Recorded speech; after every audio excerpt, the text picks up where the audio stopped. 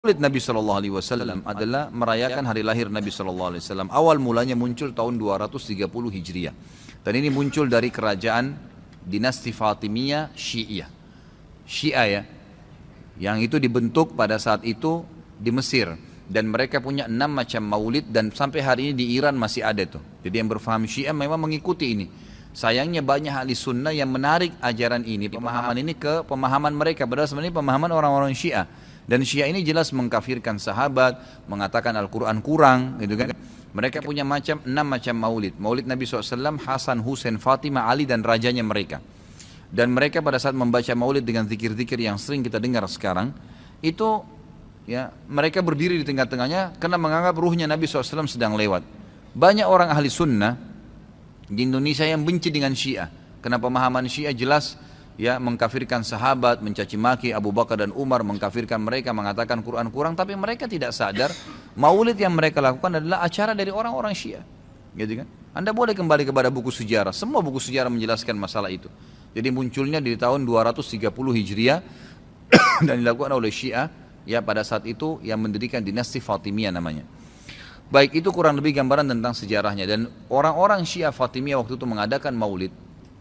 Review lagi kembali kenapa mereka buat. Ternyata mereka waktu itu di Mesir berbatasan dengan Bizantium, kerajaan Romawi.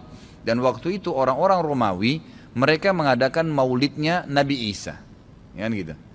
Maka orang-orang Syiah waktu itu mengatakan di Mesir, kalau gitu kita juga buat maulid untuk Nabi SAW.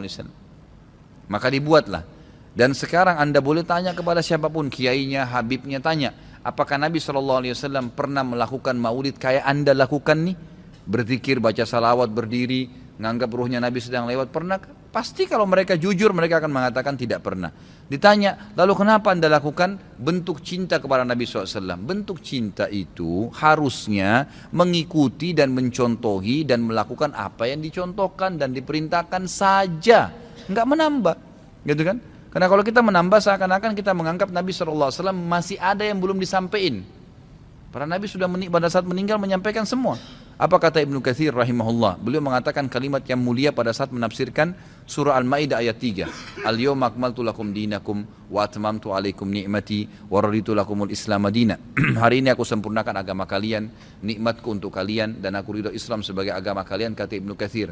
Ayat ini dalil yang paling nyata dan jelas ya, menekankan bahwasanya Nabi SAW tidak menghembuskan nafas terakhirnya kecuali sudah menyampaikan semua apa yang Allah tuntunkan, dan umat ini tidak butuh lagi tambahan, yang kecil sampai yang besar, yang samar-samar sampai yang jelas, gitu kan? Semua dijelaskan, semua sudah disampaikan.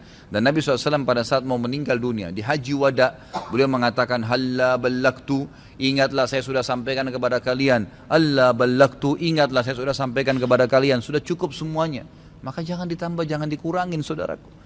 Bacalah salawat, Nabi SAW perintahin tuh, banyak perintah salawat. Baca 10 kali pagi, 10 kali sore, zikir pagi sore.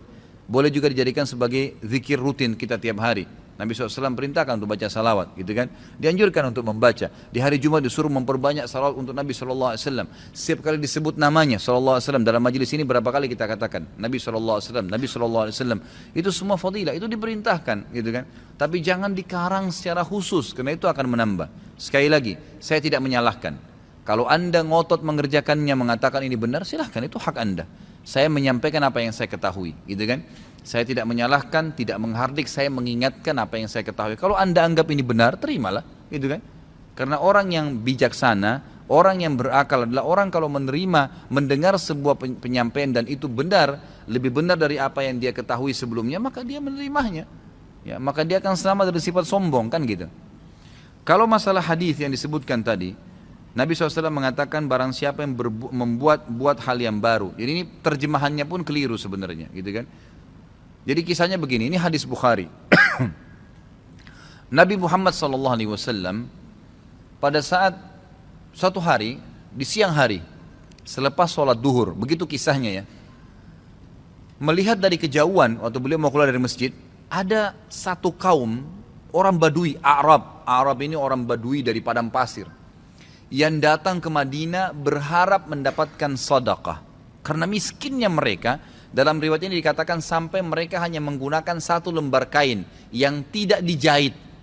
Mereka cuma lilitkan di badannya, Ya, kalau ada angin tersingkap aurat mereka karena miskinnya, dan mereka mengikat ujung kain itu satu sama yang lain di lehernya, gitu kan? Dan diikat juga di bagian bawahnya, sehingga memang peka sekali bisa kelihatan auratnya. Dan dari muka mereka kelihatan, dalam hadis ini dikatakan kemiskinan, wajahnya sudah hitam, kelihatan tua sekali karena susahnya.